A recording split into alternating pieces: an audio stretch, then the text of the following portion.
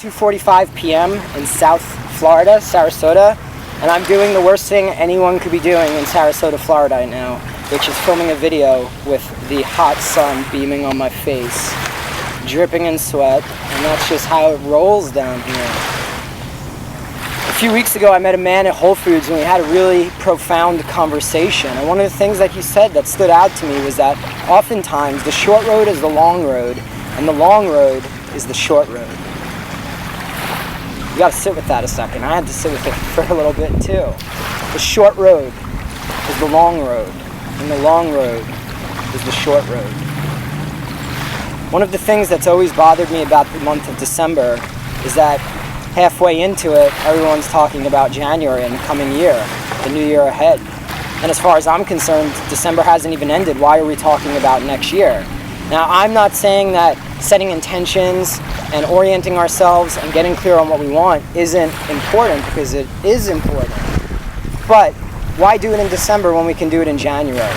Most people set resolutions, they set these big lofty goals for themselves, and then what happens? The second week, the third week into January, they fizzle out.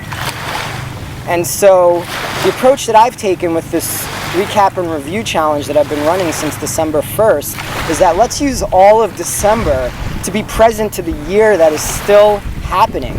It is still 2015 today, it is not 2016. And so let's use every day of December to look back on the year and to review the year and to analyze the year, so that when it becomes midnight, January 1st, we know that if we have fully examined and processed and released and healed and just made peace with the year that has passed. Now that it's January, when it becomes January, we can focus on January. We can focus on the year ahead, because the long road is the short road. To achieve anything great in life, it takes time. And to set some New Year's resolutions and to dive right into 20 whatever to the next year, that may work for some people, but for most it doesn't work. And so for me, the approach I'm taking is the slow game. Let's play this slow. Let's review 2015, let's review the year past, and then let's take it slow and transition smoothly and set goals for ourselves that are achievable for the following year as the year progresses and unfolds.